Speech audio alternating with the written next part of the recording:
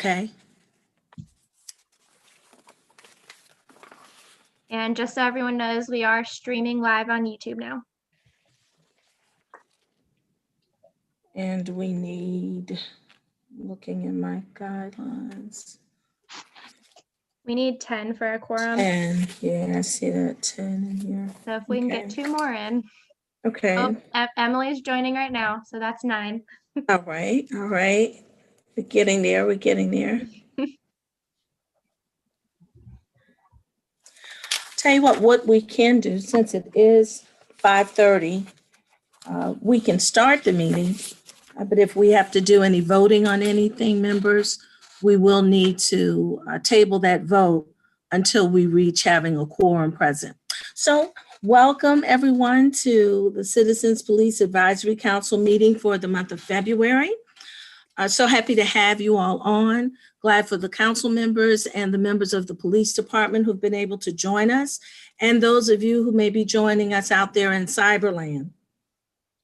If everyone has a copy of the agenda for us to process through, I am going to try to keep us on task tonight because we do have a few members who have other meetings that they have to attend, and I know we're all sensitive to that since we are still living in this virtual space. And I am very appreciative that you've joined in for the meeting tonight and don't want to abuse that privilege.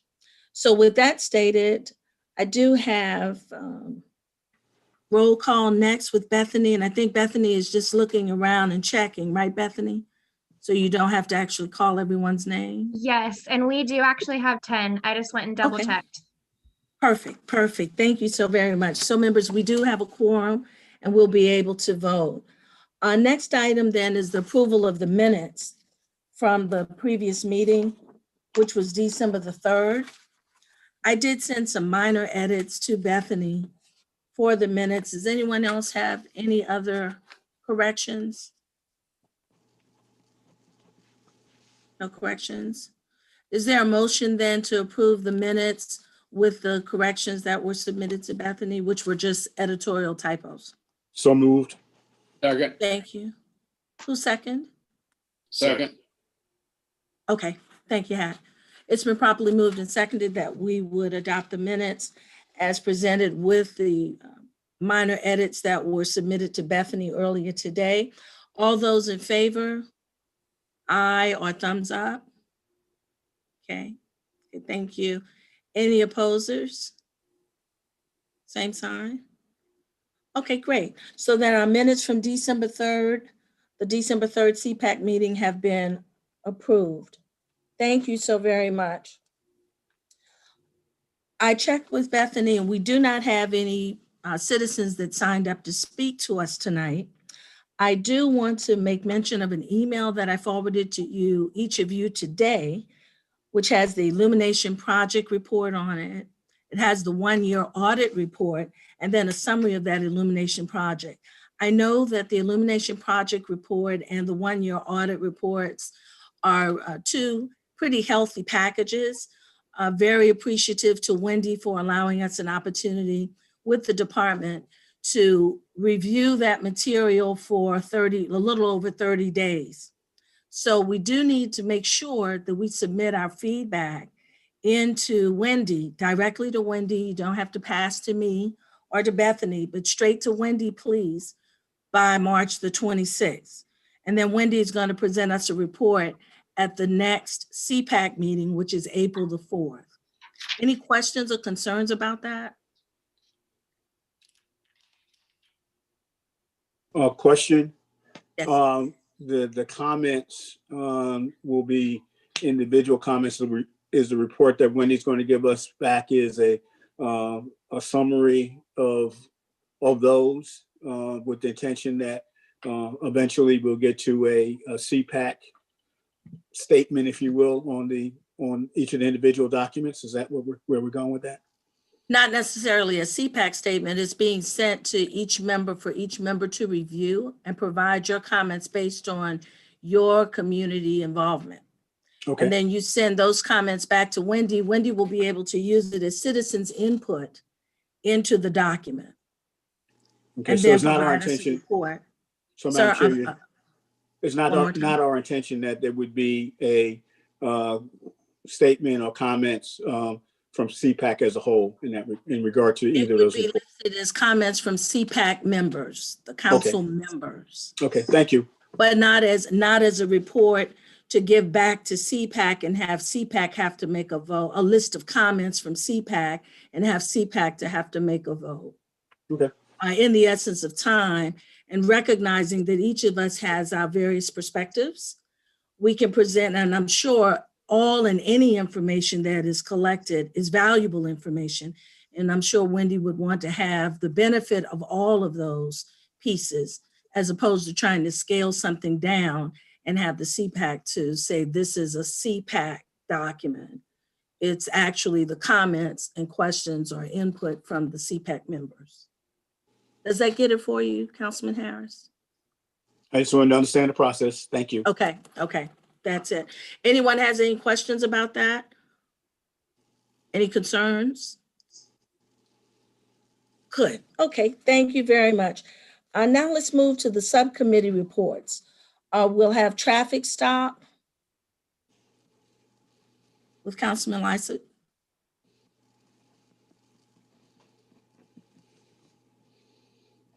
Had to cut the mic on. I was going to be talking without it. First off, I'd like to extend my appreciation to Captain Thompson and Captain Bruder for providing a lot of really good information in a general discussion at our subcommittee meeting. Their input made that meeting much more active. The only downside to it is I requested information from Captain Thompson, and he sent me 21 pages of information. He's very thorough. The information I was seeking on behalf of the committee was to identify, especially West Ashley we were looking at, the traffic problems, the traffic solutions, the traffic statistical information that's being reported, along with some other different information.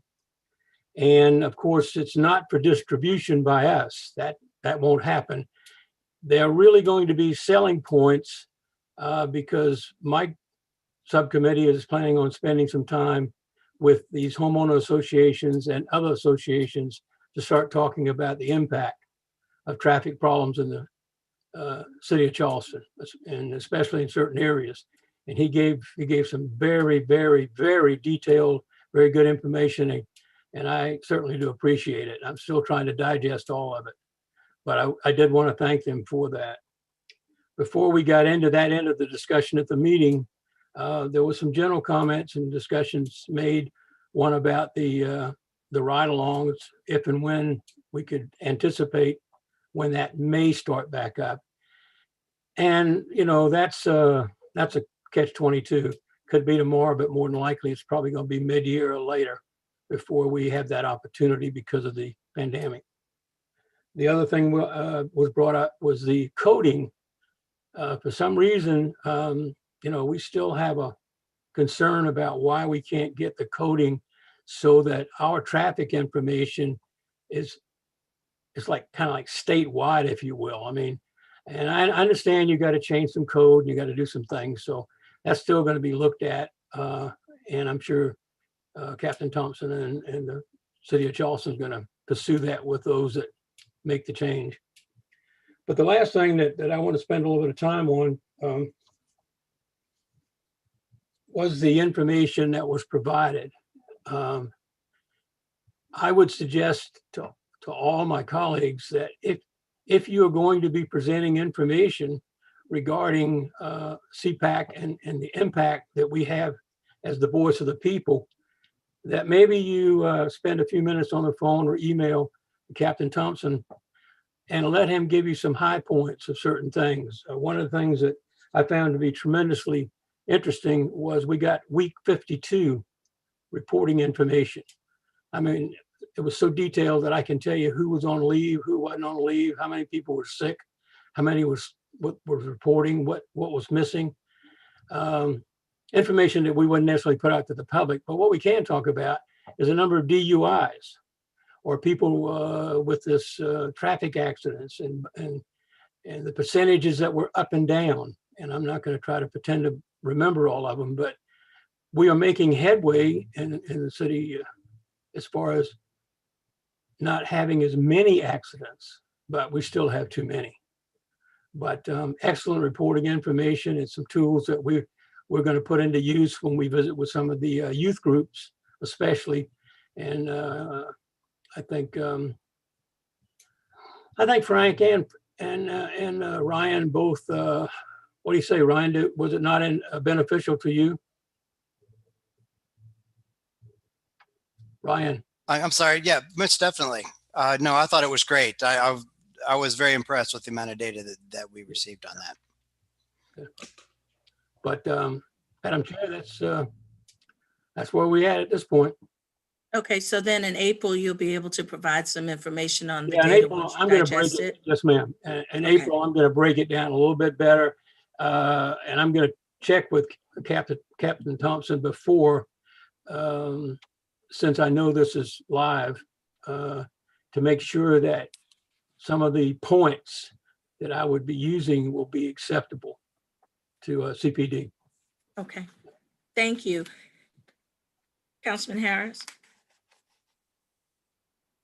Yeah, Joe, you made reference in your report, and thank you so much for the work you guys are doing, about your subcommittee planning to meet with youth groups, and you also made comments about outreach to groups. I know that the work that the communications subcommittee is working on, and the policy committee, there may be a need for us to kind of figure out how to coordinate or exchange ideas about how we're approaching that.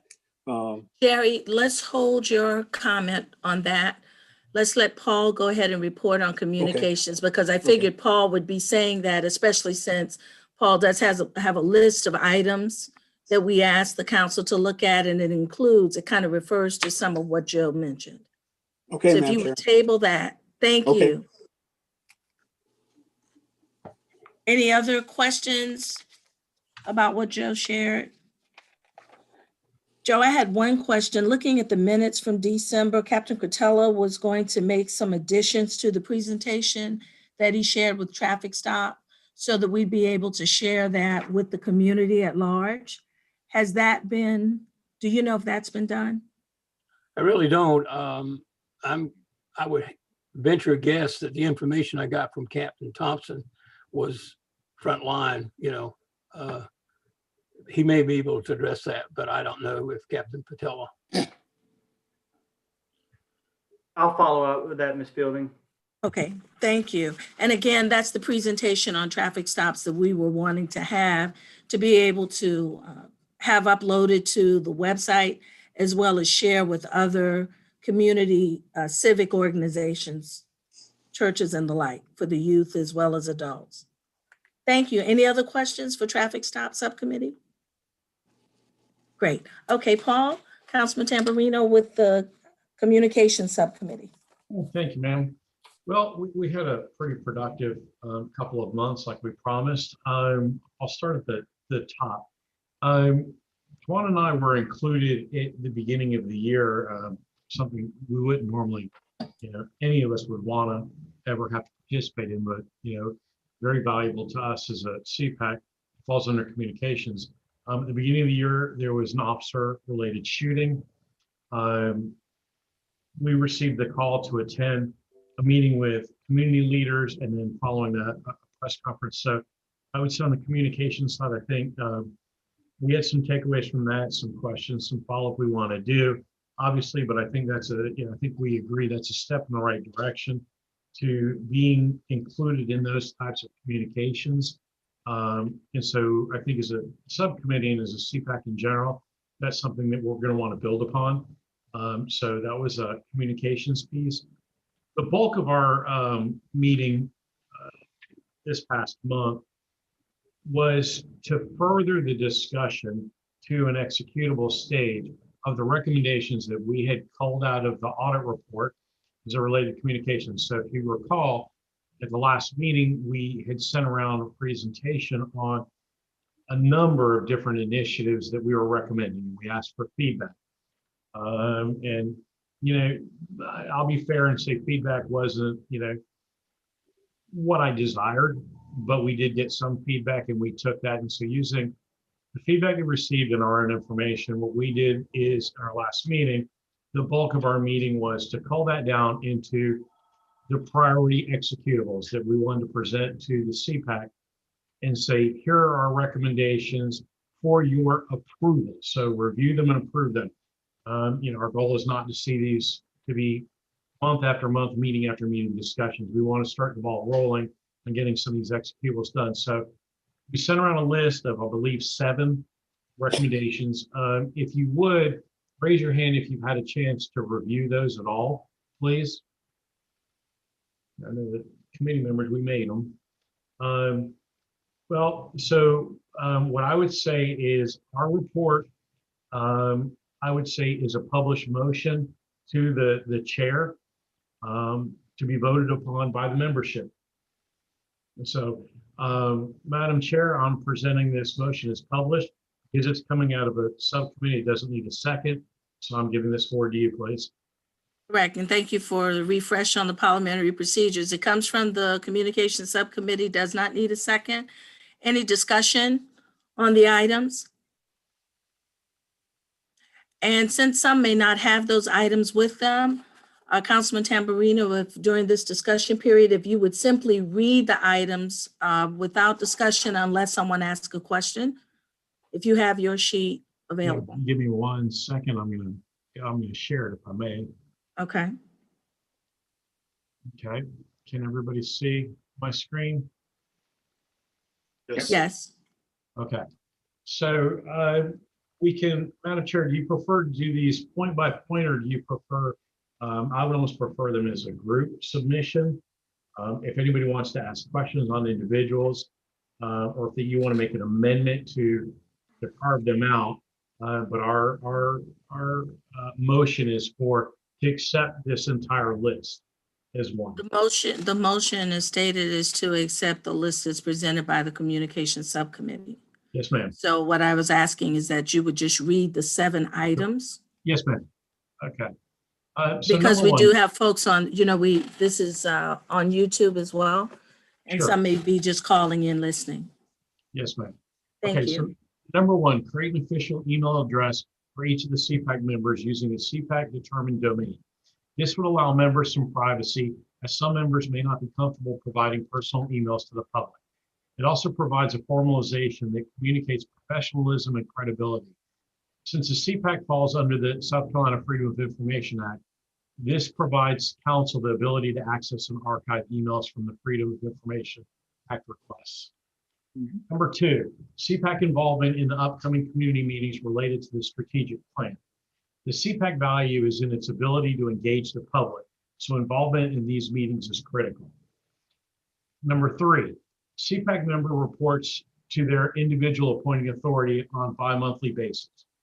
To ensure that CPAC members are continuing to have a 360-degree feedback, each member would be trusted to do this, so copies would not need to be submitted to the CPAC. Number 4, work with the Charleston Police Department communications team and media resources to create a series of public service announcements related to common interactions with the police, such as how to behave during a traffic stop, roadside breakdowns, traffic accidents, and reporting of incidents.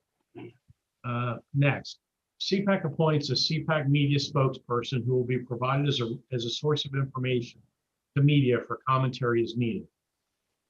Next, create and maintain a CPAC Facebook page in accordance with the City of Charleston social media guidelines, which would supplement the CPAC page on the city's website.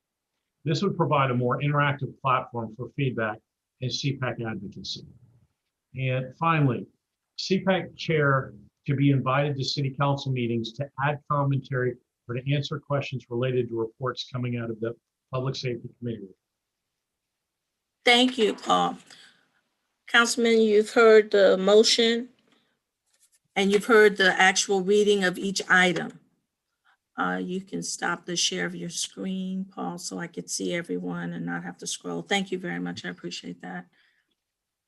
Any discussion on those items? I second the motion. Thank you, Max.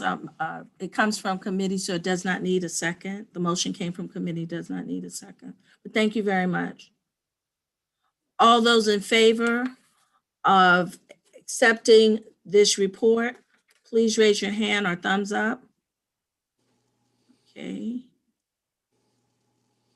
Looks like, George, are you voting? Councilman Palmer? Are you yes? Okay, thanks. Okay, good deal. Thank you very much. All right, any opposers? Any abstentions? Yay, great. Thank you very much. So that motion has been approved.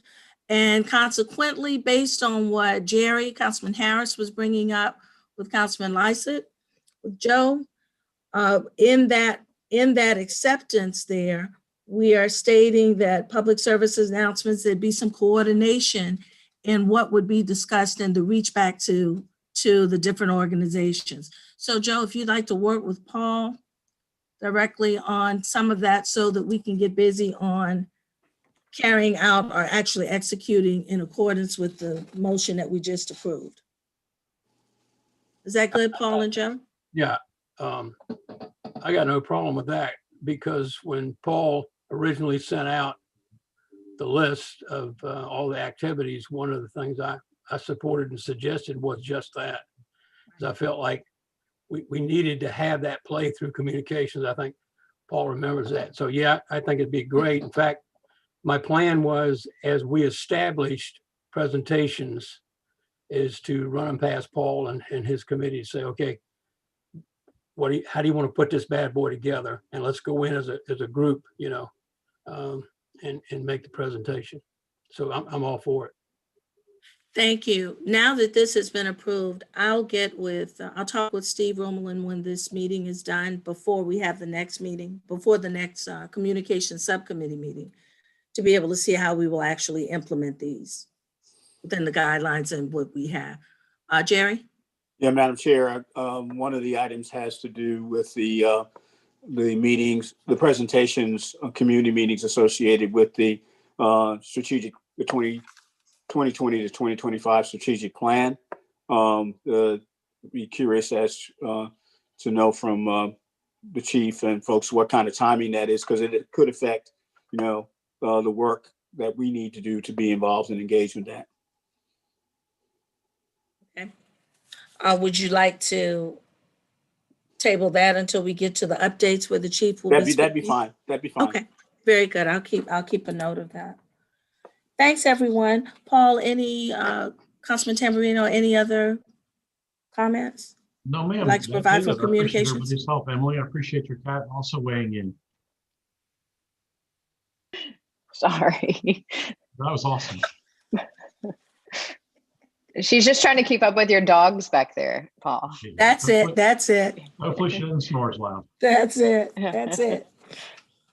Well, thank you very much. Now we'll move to the policies and procedures. And the Policy and Procedures Committee, I talked with the chairman, Councilman Milliken, and they are going to report at the April meeting.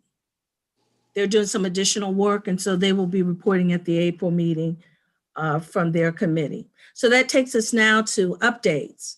Policing 101, first or second quarter of 2021. Now, is that going to be, Chief, who did you have designated to talk about Policing 101? That'll be me, Ms. Fielding. Let Okay, me share my thank you, screen. Captain Thompson. Yes, I'm sir. gonna share my screen. Okay.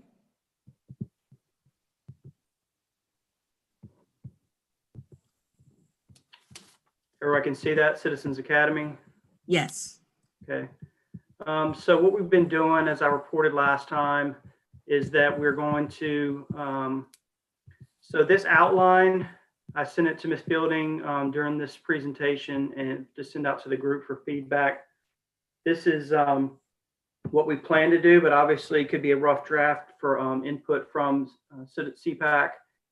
This outline is based on what we've been doing in the past for our Citizens Academy and feedback from those 3 different Citizens Academies. So we feel good about what we've gotten rid of, what we've added, what they've asked for. And so this will be the same format for this group, as well as our youth academy that we hope to do. So a little background, I asked my team to go all virtual with the Citizens Academy. Looking at this outline, the last 2 dates, we hope that the city's out of phase 2 by then, and those will be in person. We're going to limit the Citizens Academy to 10 in the hopes that we're able to get those 2 in person. That will be our scenarios where we do traffic stops with different interactions, gun, no gun, that type of thing, with our training staff. And then the last day, or the May 5th date, would be the SWAT day, where you do the virtual reality. We have buildings set up in our warehouse where you go through and learn how to clear buildings and run through different scenarios with different intermediate weapons. So that's always been very popular. We put that at the end in the hopes. But this would be the same, like I said earlier, this would be the same format that we'd run this group through. Obviously, it's going to take about, I added up, probably about 10 hours. So part of that feedback is how you would want this rolled out, whether we do, we designate, 2 months of 5 hours each, 4 hours each, 3 hours each, however you guys want to work it out, and what day of the week to do it. We are starting now. They've already started doing some videos, like for the training for the defensive tactics. That'll be a video. Some of the other things are videos, but crime scenes interactive, and obviously the last 2 days will be interactive. So we will send that out to you guys so you can digest it a little bit. I did ask that this also, we've been trying for a couple of years to do a youth academy. We really want to do that this year. We're reaching out to the schools now to identify 10 youth. We want to keep it small, just so it's manageable. But if it grows and we get a lot of requests, then we'll do 2 or 3 of them. So that's our plan for this spring and this summer. And Captain Thompson, did you need comments, or you're good with these dates? These are the dates that you'd like us to adhere to? No, this is the dates that we're actually going to do the Citizens Academy. Right. So I would leave it up to the group to decide, this group to decide when they want to do it. I just wanted to show the outline of what it's going to take. And like I said, it's about 10 hours. Thank you. So we would enroll in a separate one from the one that you're doing for the Citizens Academy. Yes, yes. I just showed this so you would see how it's laid out.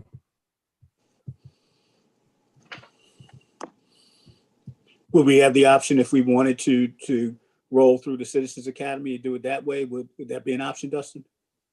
Yeah, absolutely. Just takes a little bit longer. If you want to do that, you can just reach out to me privately, and we spread that out over 6 weeks. But absolutely, and if the group decided they wanted to go through the whole 6 weeks, we could do that, or split it up. It's really what the group wants to do. I don't want to put any rules on that. Let me ask you a question. Do you have the capacity for that, or would we be taking away the place of a normal citizen if we decided to be in their group?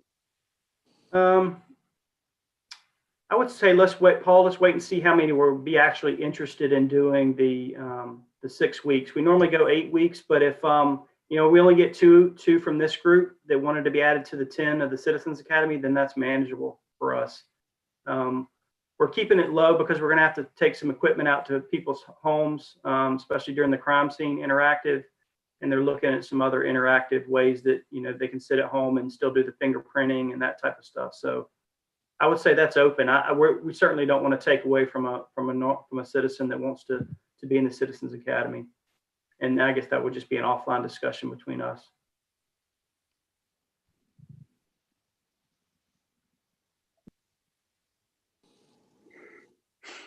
Any other questions?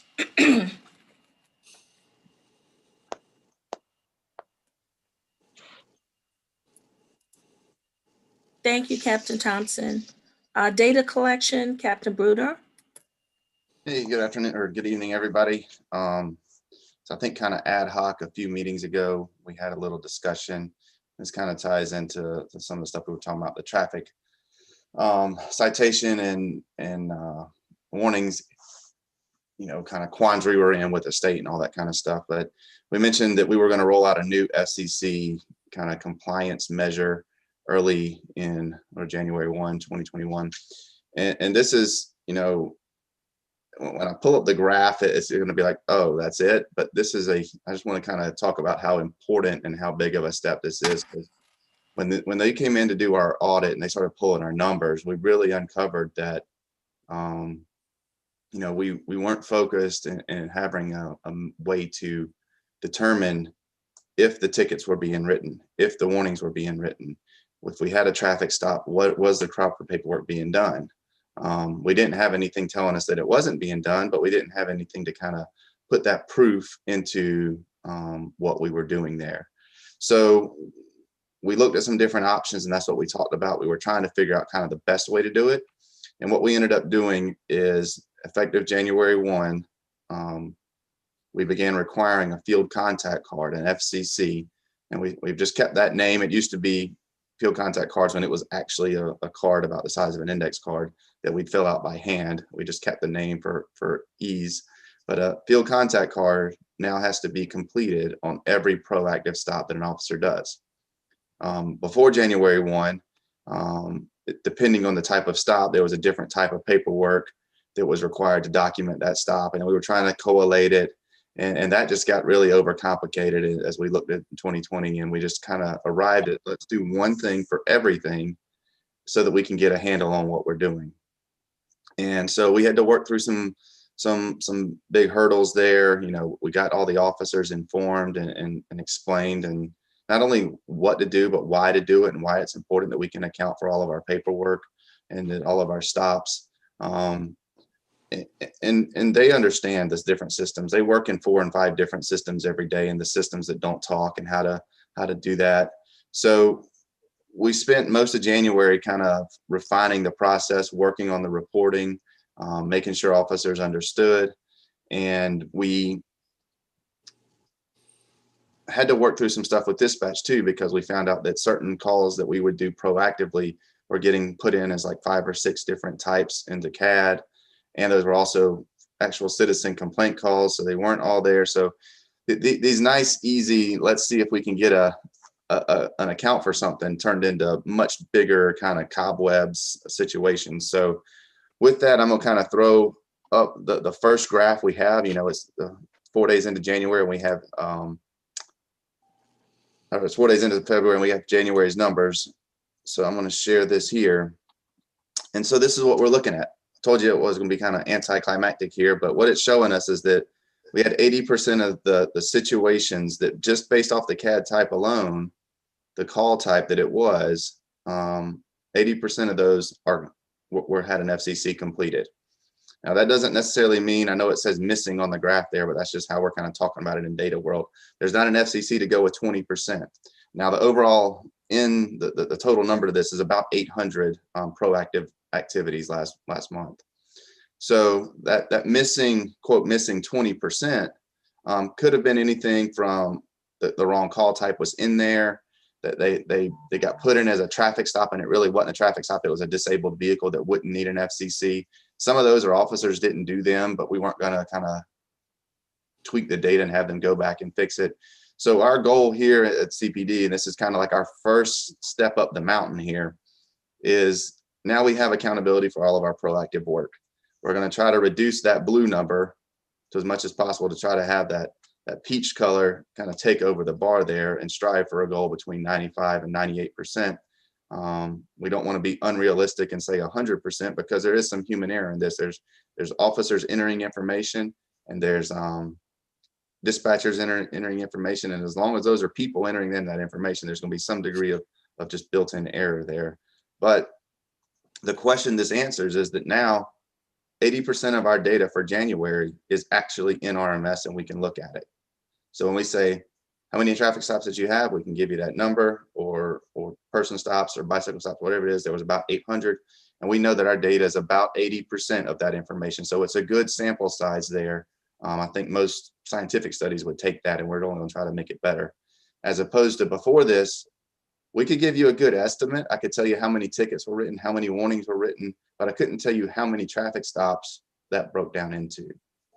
Not in a reliable way anyway. We could make a good guess, but we couldn't do it in a scientific and an actual measurable way. So I know this graph doesn't look like much, but that is a huge step in the data world to be able to have data that now we can start to make decisions based off of.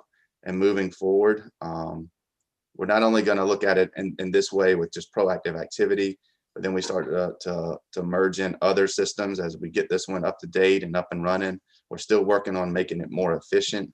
But when we start adding, body worn camera, arrest reports, incident reports, use of force reports, and start to making sure we're getting our checks and balances in there. We're starting to show that legitimacy through a little bit more transparency here. So I don't want to throw out two buzzwords, but to me, that's what legitimacy means. We're showing you now that we got 80% of them documented. We're not saying that we don't know if that's a good or bad number because we haven't been able to do this in the past.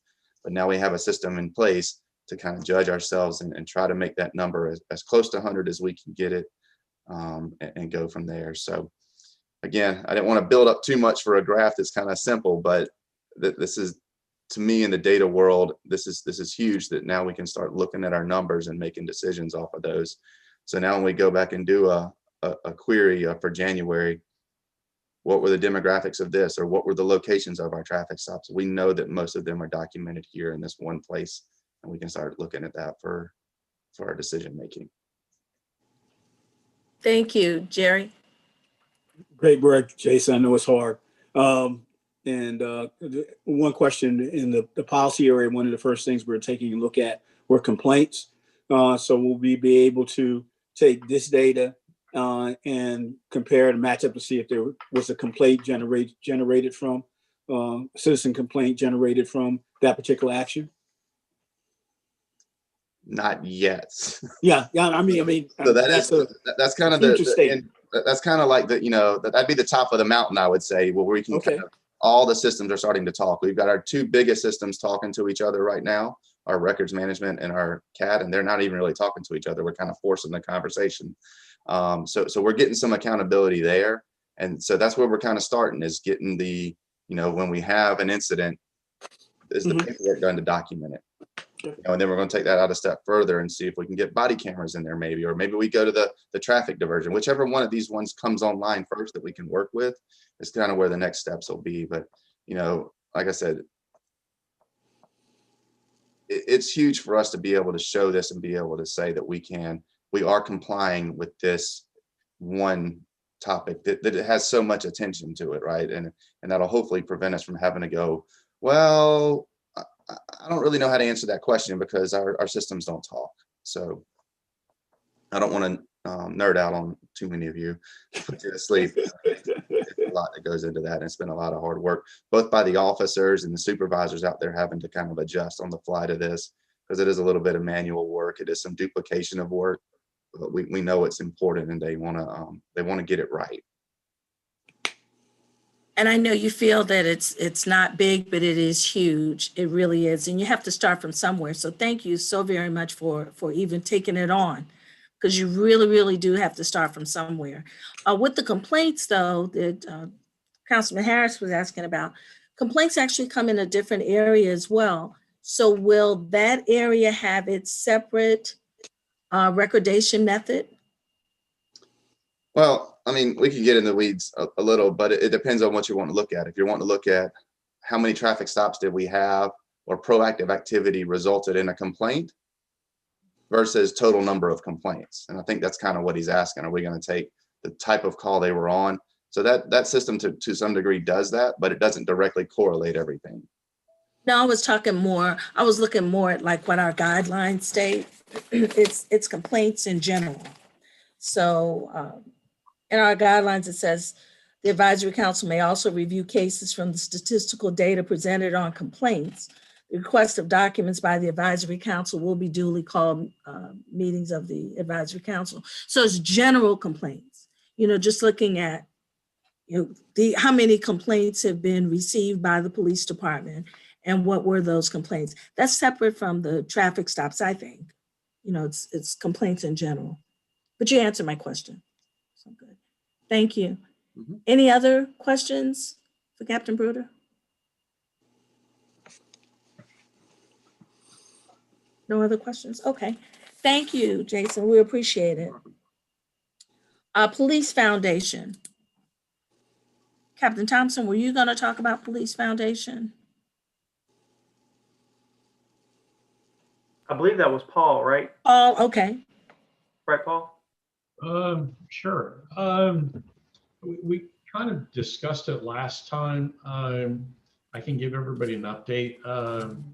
So this is the police support fund that we talked about last meeting. That's going to be completely separate from the CPAC. It's its own private 501c3. Since our last discussion, the paperwork's gone through. I think we're waiting for the IRS finalization. Jimmy Bailey, former representative, I guess, he and I are going to be the co-leads on putting together, along with recommendations from the chief and recommendations from the mayor and different entities, and reaching out to different groups, of putting together a board. So we're coming up with the mission. We're going to talk to some folks in Washington, D.C. and a few other places that have put these together. We want to make sure that in the beginning stages of this, so before we have talk about our mission, before we talk about, what we're going to look like or how it's going to act, we want to make sure that we have diversity at the table from the start. So there's not going to be any, this is how we're going to do this or anything else until we have those different areas of diversity. So I know from my part, I've been reaching out to different people to try to make sure that we have enough, not just diversity, but just, diversity of thought and diversity of look and diversity of background and everything else, to make sure that we're sensitive to the community's needs as we build this. I will tell you, I don't, I'll be very frank and say this is not going to be a Blue Lives Matter fund. It's not going to be political in any sense. And I think the chief and everybody involved can attest to the fact that I say that every time we talk, because there doesn't need to be politics involved in this. We need to be mindful that as we're supporting our law enforcement, that we're also using this as a tool to broaden our community involvement, because these funds should be used to strengthen our community involvement, and to be mindful of what the community may feel about a fund that's benefiting the law enforcement group. So that's the stages that we're at right now. I don't know that I have too much more to offer, because that's pretty much the beginning stages of it. I can't give decisions because none have been made, because we need to form that group first. I would say, if any of you have any recommendations for networking or people that we can talk to, I think Jerry can tell you. I've talked to Jerry quite a bit, and I'm all about getting educated on this. I've never done one of these before. I'm not the king of 501c3s, so I'm going to make sure I'm as educated and mindful as possible. Just bombard me with questions. We can use all the help we can get. If you got names you want to forward to me, by all means, please do, because I'm pretty much an empty slate when it comes to what my agenda is. I just want to make sure it's done right. Thank you. Any questions about the Police Foundation? Okay. Takes us now to Chief with the updates. And right before, I know, Chief, you wanted to give us a little update on strategic plan. So I think Wendy. Yeah, so what we did is we had Chief make a video with the entire strategic plan in it, which was very detailed and lengthy. And he was very patient and kind and gave us a lot of his time to do that. And then we put it through an editing process to try to shrink it down into a manageable piece of time. The goal of that was to use that video in community meetings so that we could roll this out to a lot of community meetings without the chief personally being in each and every one of them, because that would be very difficult. But we would have the other commanders and representatives there. The video is, we got it all polished up and finished, and we found some really difficult technical issues with the sound. And so much to the chief's credit, he's going to be patient and kind and give us a few hours of his time to redo this video, I think on Monday. So as soon as we get the video fixed and we have a good product to roll out at these meetings, then I'm going to pass it off to Captain Thompson. He's been lining up the meetings and the commanders to set this up, or his folks have, and then we'll get those moving. Okay. And is there a schedule for, once the video gets set, is there a schedule already of those teed up meetings? No, there's not a schedule yet, Ms. Fielding, but I can provide that to the group once that's Okay. in place. Wendy's been pushing for a long time for this, so it's don't blame her. You can blame me. But I will tell you that part of this, Wendy and I, we met with some different individuals, and we're trying to be in line with, the racial bias audit showed us that we didn't want silos of who was providing community outreach to our community. We didn't want Captain Thompson or the chief or Wendy doing everything. So some back and forth, and we're in agreement that we're going to push this out to the individual patrol commanders that for the 6 geographical areas that we have. And as a part of their neighborhood association meetings and then some other planned meetings, they will be providing the chief's video prior to the meetings, or whatever they are, the chief's video, and also a link to the strategic plan for them to review beforehand and to submit any questions so that we know that we have the right individuals, just like we do on this call. If the chief needs to be on all of them, he's here, he'll be on all of them. But we want to get that informational video out. We're going to put it out on social media with a link to the website as well. So we've got a plan in place, and obviously I can get that on paper for you guys to review before we send that out. But that's our goal. I've already met with the captain over patrol. He's good with that. I think that's the best plan to reach as many individuals as we can. So we've got a good plan in place. Thank you. Councilman, members, do you all feel comfortable with when that schedule is ready, and so we won't impede that process? Captain Thompson could send it directly out to all of us, and we respond immediately back to him by whatever time frame he tells us. Is there a motion to that effect from the council? Joe, Councilman Lysak.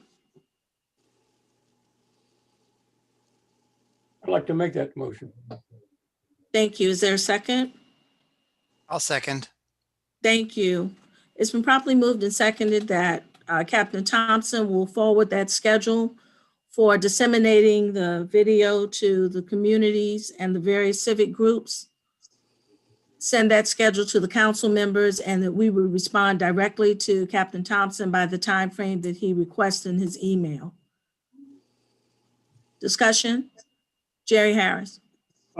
Captain Thompson, can you look at the composition and the membership of the council and identify which districts we're in, and to try and line up to make certain, if at all possible, that the council people from those districts are able to somehow be integrated in that, in those discussions. It might be helpful with the outreach as well. Absolutely.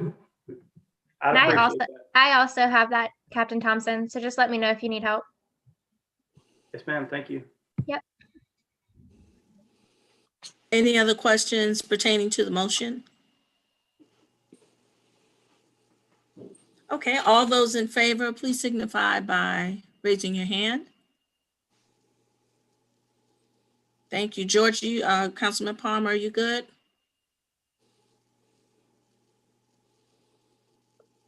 George Palmer?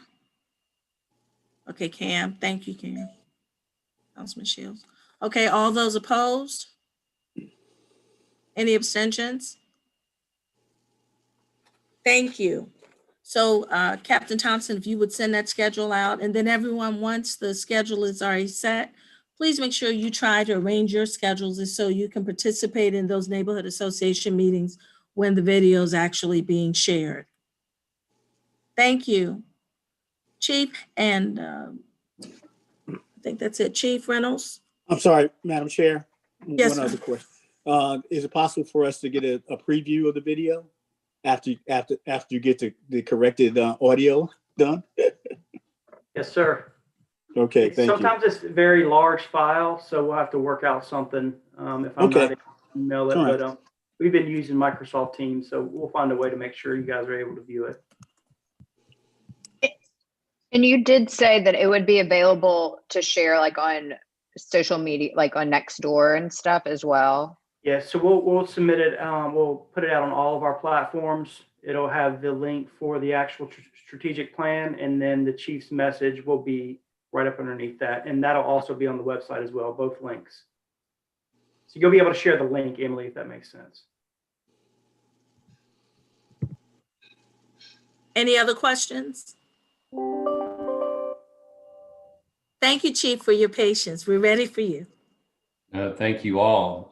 It's great to see your faces. I look forward to seeing everybody in person sometime later this year. But I hope everybody's healthy and is blessed. And it's been a challenging time with the COVID and a whole lot of other things. So thank you all for your commitment. And I'm excited to see the progress that's being made by the work groups and just by our committee in general. It's very refreshing and exciting, frankly. I'm going to hit on a couple things. I think the agenda just had after action and the incident at the end of the year, but I'm going to actually, I'll touch on a couple of things that have been discussed. One of them is ride-alongs, Joe mentioned. And for me, I'm hopeful with the vaccines. A lot of our workforce has been vaccinated now. I'm actually 2 weeks out from my second shot. So some of us have been through that process, and we'll have to see what that means. There's still questions around all that, but I'm hopeful that we can do ride-along sooner than later. And I'll just kind of put that on our team for consideration. We're still very, very careful for obvious reasons about masking and sanitation and just so many other things that we lost an employee in the city to COVID recently in another department. And so we're being very careful, but I'll just say, Joe, duly noted. I've heard from others, not just yourself, but several others, that they're ready to get out and do ride-alongs. So I would prefer that we do it sooner rather than later. So I'll kind of put that on our team for Wendy and Dustin. Maybe specifically you can help me with that. But I'd like to think in the next couple of months, key people who volunteer, who've been vaccinated, that are okay with it, I'll let them volunteer. I wouldn't force it on somebody. But in some of our teams out there, I think we could, for those that feel comfortable and safe and want to do it, I think I'm hopeful in the next couple of months we're ready to get some controlled ride-alongs going. And when I say controlled, just get a right fit, get a good fit. But I think it's going to be doable. The other thing is Jerome asked, and I didn't want to miss the opportunity about when Captain Bruder was covering his work in the field contacts, and it has been a big lift for him. And he's met with our entire command multiple times. He's gone to roll calls. He's virtually, they've done roll calls and a variety of other things.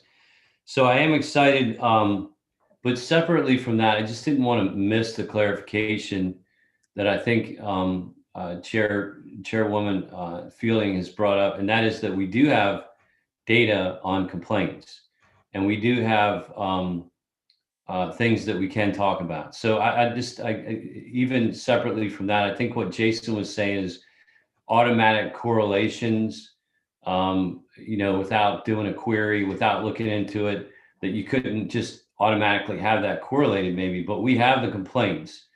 And I think we could make those connections with those complaints that would be related to a field contact. So first of all, I think your question is a good one, Jerome. And secondly, I do think we will have that ability. It just won't be automatic, if that makes sense. So good question. So I'm going to talk a little bit about the officer involved shootings that we had, and I'm going to put it in a bigger context. And I'm going to talk about not just the incident that happened at the end of the year, but one that happened just 2.5 weeks ago. We've had 2 officer involved shootings, critical traumatic incidents just in the last month or so. And so we had our violent crime for 2020 versus 2019 was up significantly. Our homicides were double what they were in 19. We went from 8 to 16 homicides in 2020.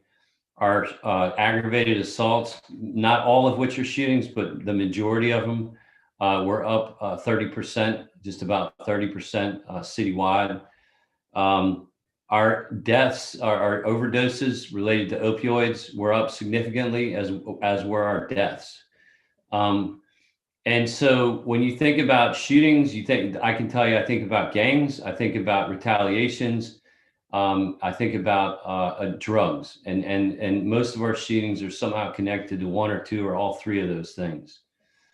So I'm going to talk a little bit about what we're doing, because it's extremely important in terms of public safety and our city, and I think it directly relates to our mission and what we do, and one of our core responsibilities is to keep our communities safe.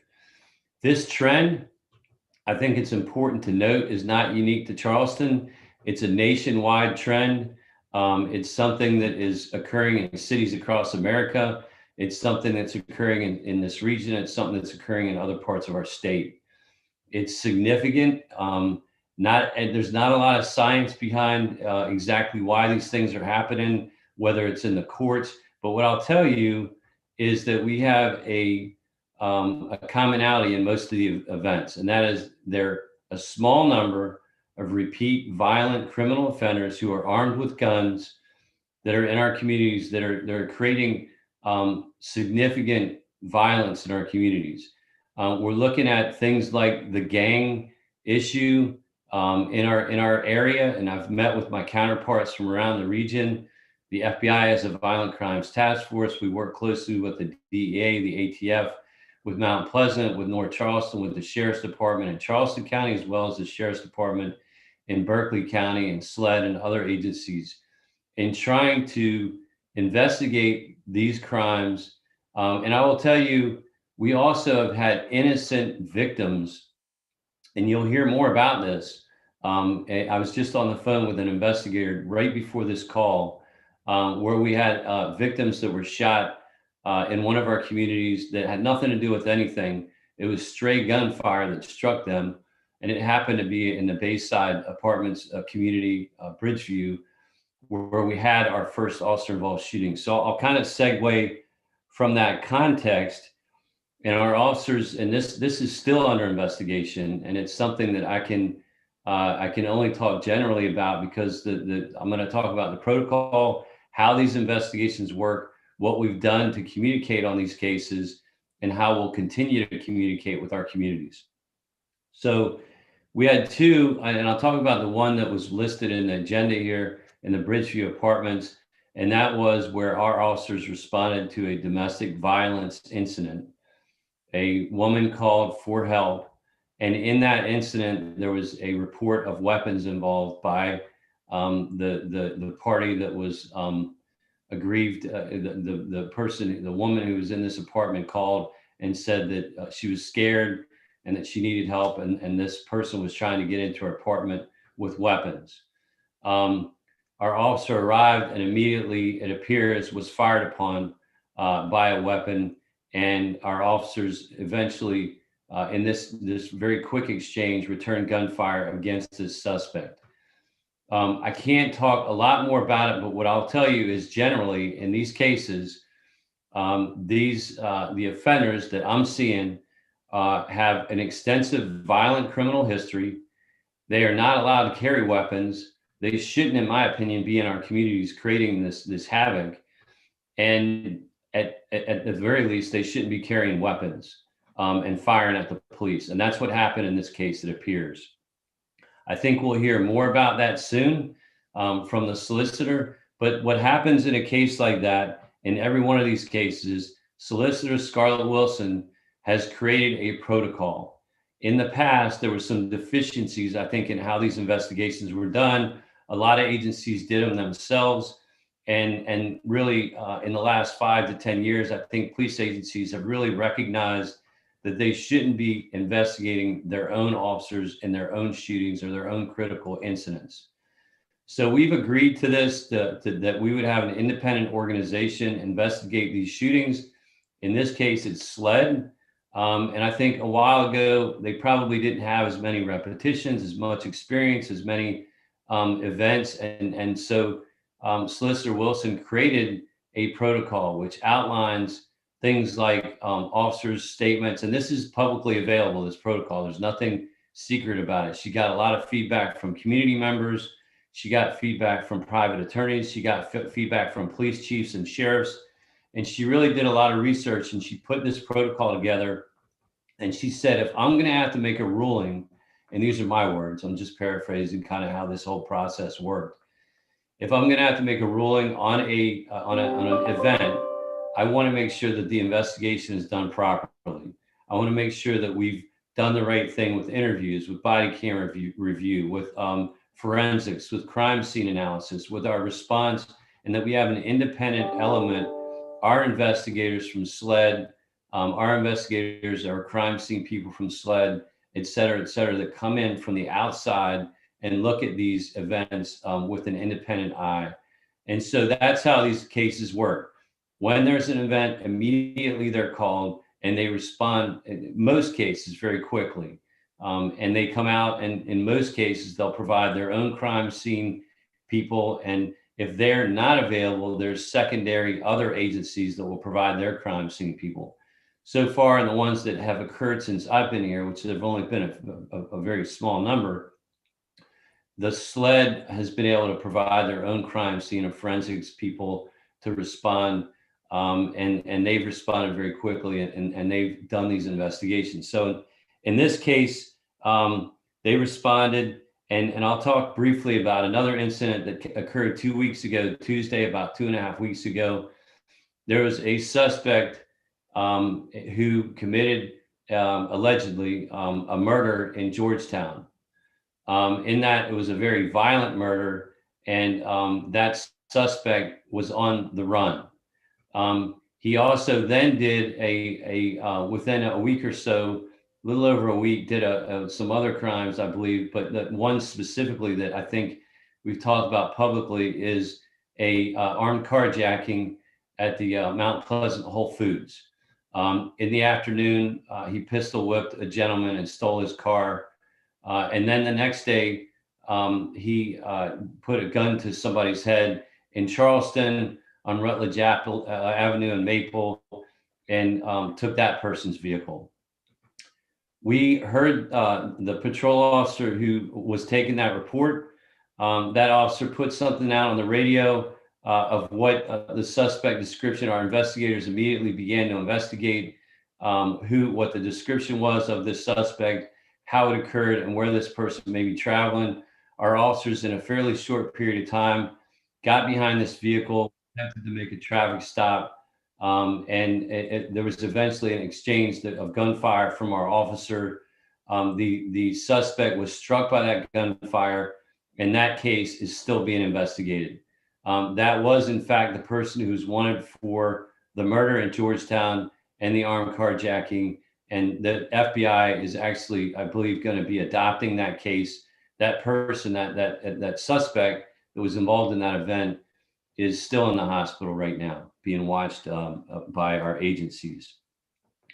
Now I'm going to talk not so much about those events, but what occurs following those events, what we did, which I think Paul referenced earlier. We immediately made a statement of the basic facts, not much different than what I just shared. Very basic facts of what we knew at the time. Again, being consistent with transparency, being consistent with getting the facts out, not making judgments, not saying things that we don't know, not getting ahead of the investigation, not saying things that we have to pull back, not making judgments, just the basics of what we know occurred. I think it's very important to do that. And these investigations take time.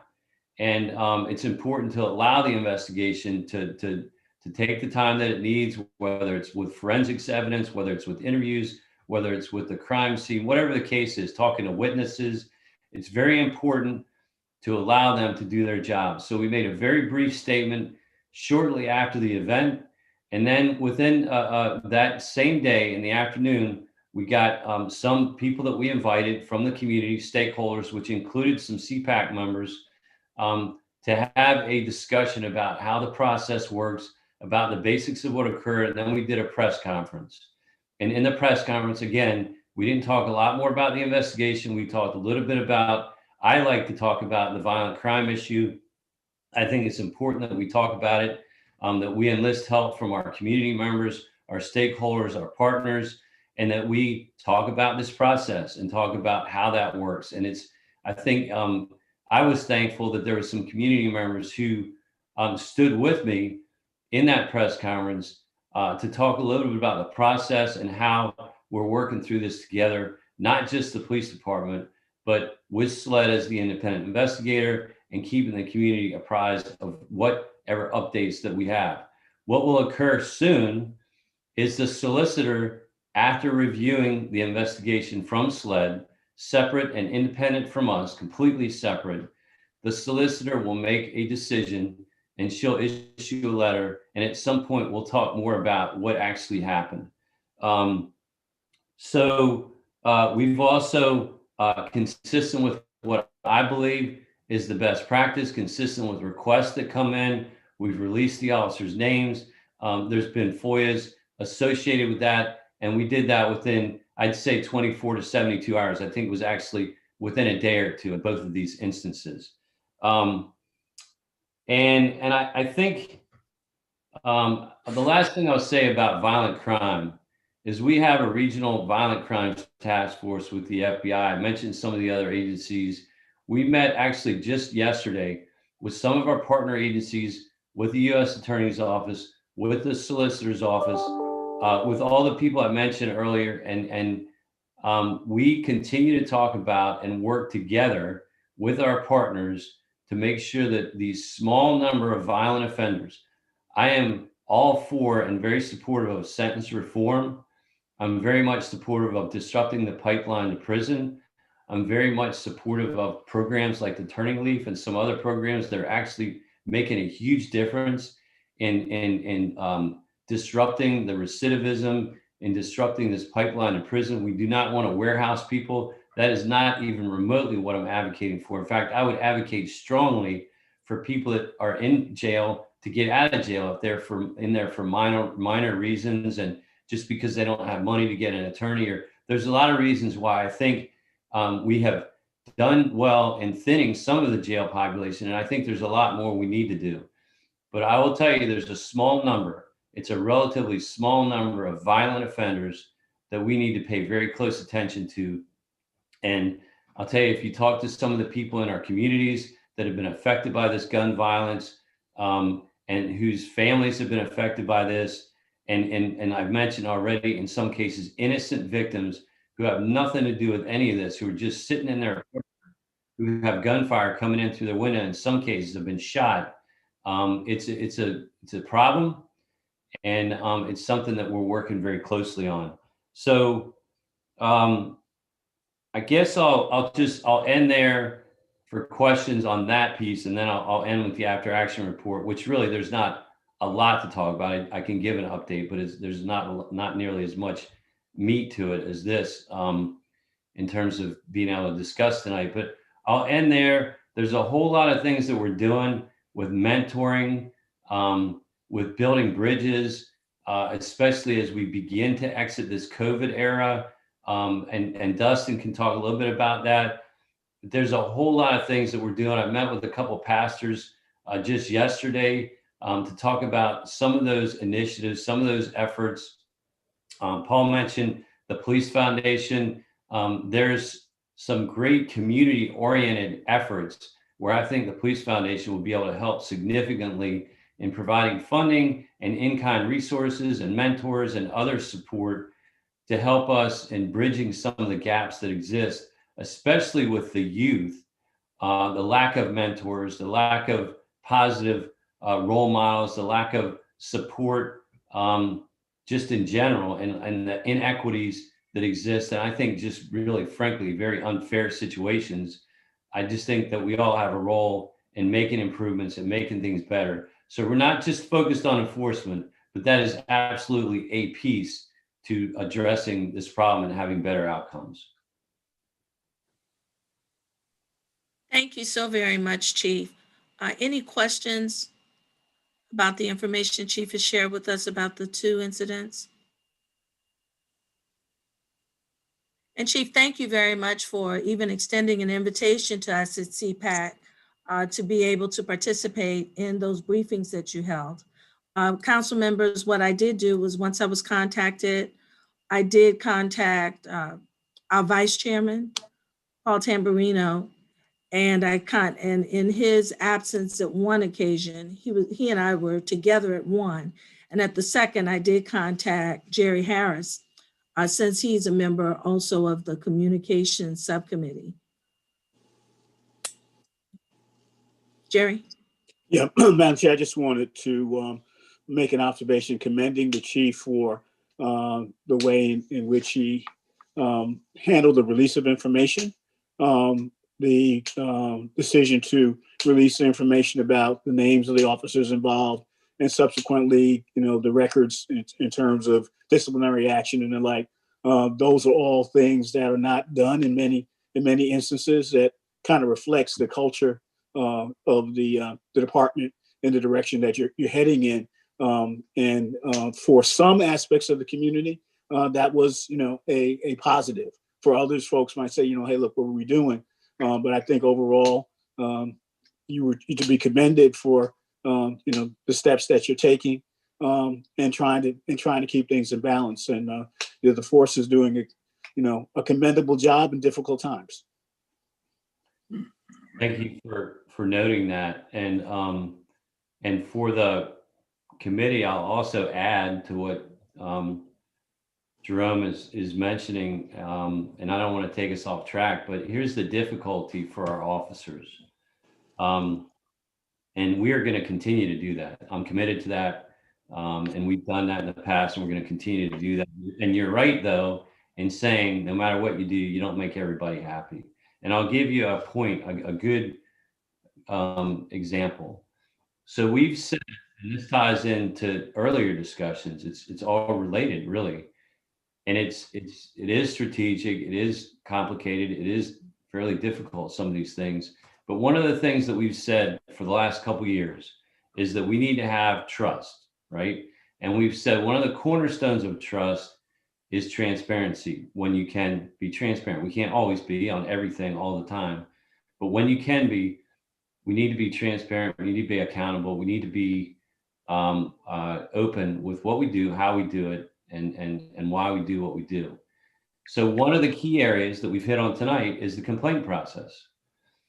And we all agree, I'm very passionate about making sure that we are getting more complaints, that we are acting on those complaints, that we're codifying those complaints, that we're responding to the complainants, that we are documenting those things, that whether it's a policy issue, a training issue, disciplinary issue, an education issue, whatever it is, that we continue to pivot from where we are to a better place. That's kind of the basics of accountability, right? We all agree on that. That's what we're doing. That's what the audit outlined, but that we were doing that even before the audit, but we agreed. I always use this example, but we had 6 complaints on the books. That's not reflective of the amount of contacts we have, hundreds of thousands of contacts with people. That doesn't even make sense, right? So now we have hundreds of complaints. That to me is a success. But here's where the challenge comes. So if I'm an active officer, I'm gonna probably eventually get some complaints, right? It happens. Not everybody's happy to get a traffic ticket. Not everybody's happy when they get arrested. Not everybody's happy maybe if they're on, in a bar fight or something, and we end up having to use force on them, or use OC spray, or maybe even use the taser. We're not always going to make everybody happy. So in all those cases, in many of those cases, we may be justified, it may be reasonable, it may be appropriate, perfectly consistent with our policies and the right thing to do, but we still get complained on. We're still going to investigate it. We're still going to document it. We're still going to learn from it, no matter what. That's what we're. But so then fast forward, and you have a good officer who's involved in a use of force like what we're talking about, an officer involved shooting. Those complaints we have not only investigated and accepted when they come in, we are initiating our own complaints internally. We're looking for ways to improve. And I want those things documented. I want people counseled. I want to educate ourselves so we keep getting better. But so you're an active officer and you do the right thing, you get involved in an event like this, and then all of a sudden your name's out there and your records are out there. And think about any other job where that happens. It doesn't happen in any other job. And we have to accept that. So we're talking about that internally.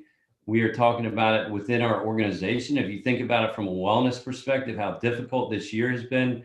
And then on top of that, fighting violent crime. And I appreciate that Jerome said that because it's true. It's not easy, but it is the right thing to do. And that's what we're going to continue to do for that reason. And I appreciate him pointing that out, but it's a dilemma. It's difficult. I just swore in a new set of officers today, 16 new officers, and their families were all there. And I looked right at them, you know, their spouses, their children, their parents. And I said, we're committed to supporting the men and women who are our newest set of officers. We're committed to investing in them with good policies, good leadership, good equipment, and good training. And I said, you have our commitment that we're going to do that. And we're going to set you up for success. And we're going to get you out there in the most challenging communities. But this is America, policing in America in 2021. And these are the things that our community expects from us. I embrace these challenges. I think any police chief who is policing in the 21st century is walking a tightrope at times with so many different issues, but we need to lean into these things. We need to have these difficult conversations. We need to have some level of accountability and transparency. And more than anything, we got to have the best people wearing these uniforms. And I got to tell you, I'll just end on that note with this topic, but we have some amazing people that are joining this profession. I know that this group has asked me a lot about how's our hiring going. Destin could elaborate on that maybe next time if you want to put it on the agenda. But our hiring is going exceptionally well. And we're getting some diversity, not just with race, but with sex. And I don't think it's ever enough, frankly. But we are getting some good diversity. We're getting some amazing people with a whole diverse group of experiences, different ages, different sexes, different backgrounds and experiences. And that's what we need in our city at this time. And I'm so thankful. I thank them all today. I looked right at them and I said, thank you for choosing this profession, for choosing this city at this time. And I said, the people in our city appreciate the fact that people care enough to be in this profession. And so I'm sorry, that's probably too much, but I'm excited to talk about that. And they know how difficult it is. And yet they really want to be here. I mean, they work hard to get hired and to get through the training process. And we had a class that graduated 2 weeks ago. I think we put this on social media, and Dustin could probably speak to this more specifically because a lot of the hiring now is under him.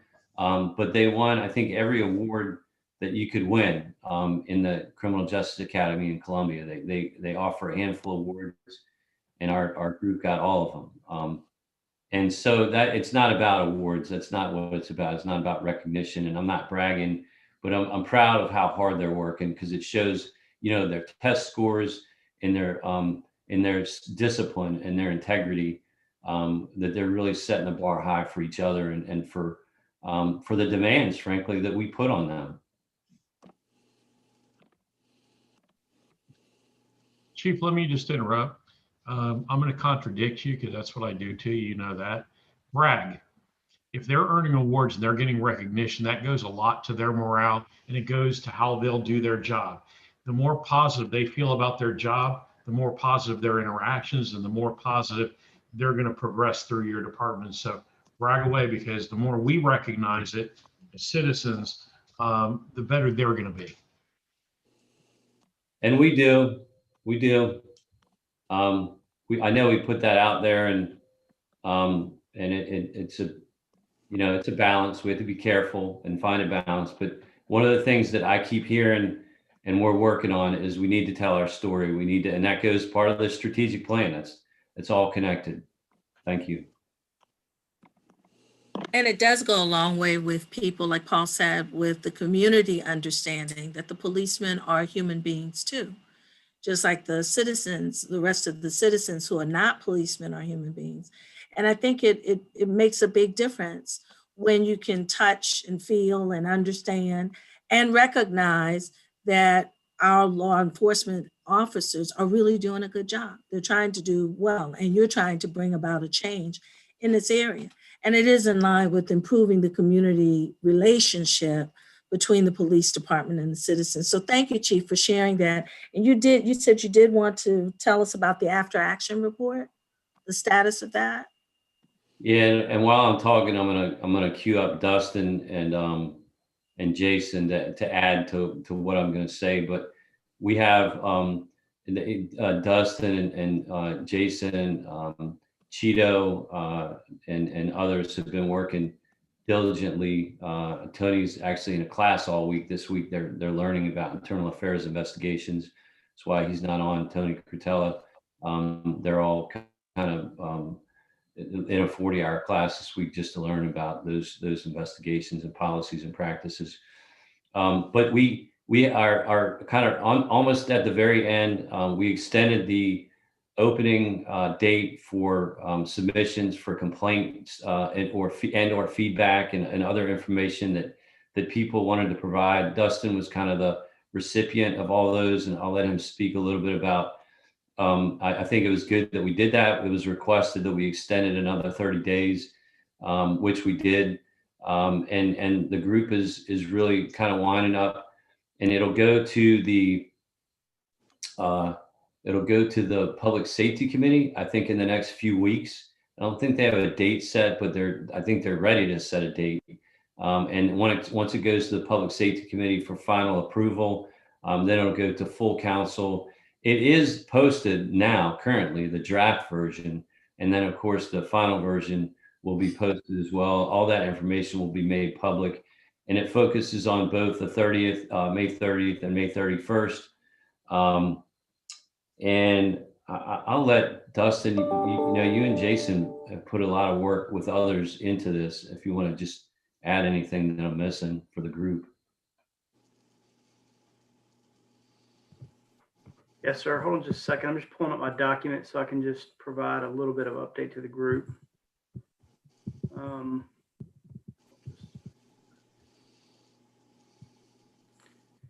So the group is made up of myself, Captain Bruder, Captain Crutella, and then Heather Malloy, who's one of our in-house attorneys, and obviously Chief Reynolds.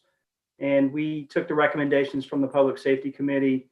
I'll talk about the community feedback portion. We did get 28 total responses from the community. The breakdown was one member of the clergy, two individuals from a college. We don't know if they're college students or not, but two that had college email addresses, 7 business owners, and 18 citizens. We also took the feedback from the 12 citizens who participated in the October 28th Public Safety Committee. So we did get a balance of encouragement and support, but also to include, an honest critique of our response for May 30th and 31st. So we do hope to have that out in probably another month. There's going to be a section talking about complaints and a breakdown of that, just diving a little bit deeper in that. And then also some talking about some of the property damage reported to the police department, breaking down whether they were burglaries or vandalisms, what those included. In the community portion, we also included 3 statements that we got permission from the community members that put those in to include in that final report. So you'll see those, and those have been approved. Jason, I told Jason he could get off. I'm not sure if he's still on, but Jason, are you still on? Add anything? Yeah, I mean, I don't have a lot to add to the after action report for this one, but I mean, what it's done is it's shown us as a department that we really have to be able to be critical of ourselves and put that feedback loop in place so that we can constantly learn. that's something we've done for every event pretty much since this. You know, when nobody in the nation knew what to expect on election day, or even as recent as inauguration day, and we've developed plans and taken the pieces that were in this after action review that are documented. We're not waiting on a final report to put those into play. We put them into play for these events, and we're putting our feedback loop in with ourselves to make sure that these things are being done and not just falling by the wayside for waiting on another huge big event or something like that. That we're using these things day in and day out to plan for what's going on in the city and taking that part seriously. So that's all I'll add to that. And I'll just, I'll let, if Cheeto wants to say anything, Deputy Chief Walker, one of the things that Jerome is very effective at reminding me of is I need to have different people at the table with me on these discussions. Chief Walker, although not directly involved in the narrative or the writing of this, is daily and hourly in contact with me about, you know, the bigger picture, what we're doing, how we're doing it, all the things that Jason and Dustin just talked about. And Andre Jenkins also, who's the captain over our investigations, is a part of these discussions regularly. So I don't want to make it seem like that's the only people involved, because we have a lot of other involvement too in terms of, like Jason said, pivoting, learning, implementing, and just getting to the place that we need to be. Cheeto, anything that you want to add to that? No, sir, Chief. You guys pretty much covered it. It's all about growth and progression, and it's pretty much a team collaborative effort. So just you guys covered it, and Dustin and Jason, and like you said, Tony's not on the call. So we lean heavily on our partnerships and just different experiences to get a good product. So full steam ahead. And Chief Reynolds, you said we don't have a set date for public safety. That public safety meeting, we're looking at scheduling before the February 23rd City Council meeting. So it will either be, I think it should be the 22nd or the 23rd. Excellent. Thank you. Yep. And I'll just, on this one topic, I'll end on the note of we're working really hard to do things to bring unity to our communities. Easier said than done. Our country has been very divided for a lot of different reasons, and we don't have time to go into all those things, but 2020 in particular found us in the middle of a lot of issues. So as we look at 2021, the one word that I keep talking about is together. Together, we can make our communities safer. Together, we can make a difference. Together, we're going to be able to solve more problems. And so some of the pastors and others that we've been talking to are really stepping up and into some of these conversations, into these communities. And, you know, maybe that's another update for the next meeting is Dustin can talk a little bit about some of those efforts. I think, because I don't want to make it sound like the only thing we're focused on is crime and arrests, because that's obviously extremely important right now. It's an acute challenge that we have, but we continue to be focused on building relationships, building partnerships, building some problem solving efforts, engaging in the community and investing and getting out of our cars and bike initiatives. And there's all kinds of neat things that are starting to pop that I think are going to be really positive. And so I think that balance is important when we're talking about such difficult issues.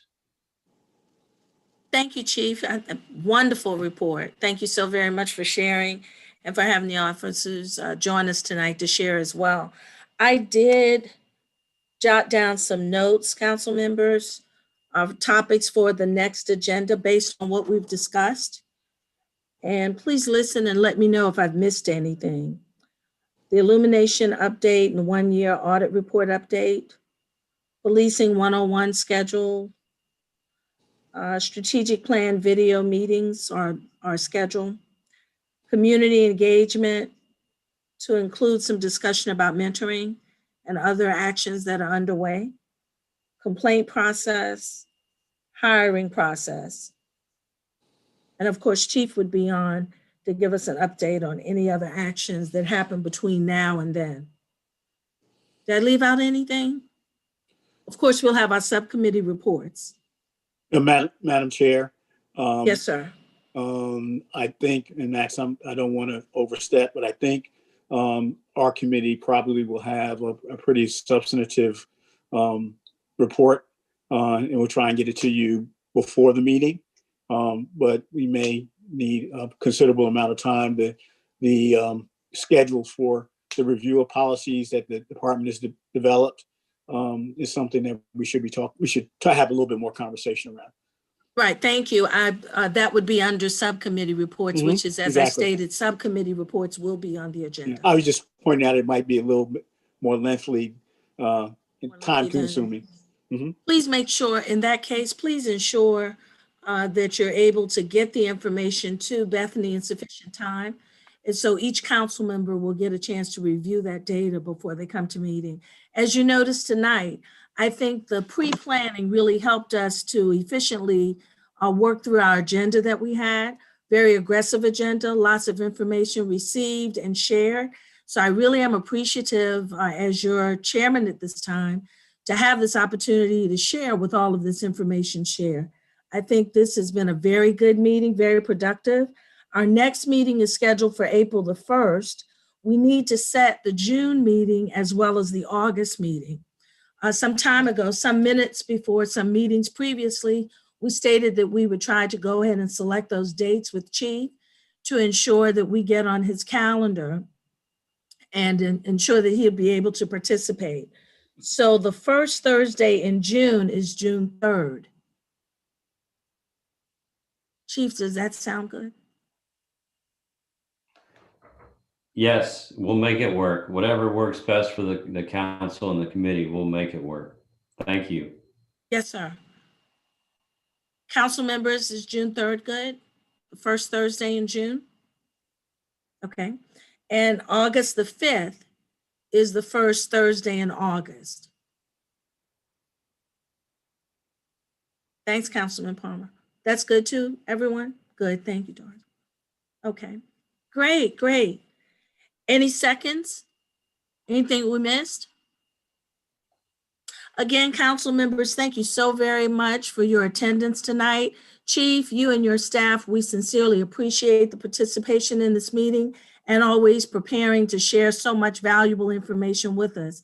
Again, thank you, Wendy and Steve, for joining us and for always helping us to ensure we get everything accomplished. And Bethany, for the wonderful way you ensure we stay on point with the minutes and the information. Everyone, please continue to be safe. And we look forward to seeing you at our next meeting in April 1st. Those on YouTube watching, we thank you for participating. Please send an email to us if you have any questions or get in touch with us. Give us a call to get in touch with us with any questions you'd like us to share. Have a good evening, everyone. Bye-bye. Thank you.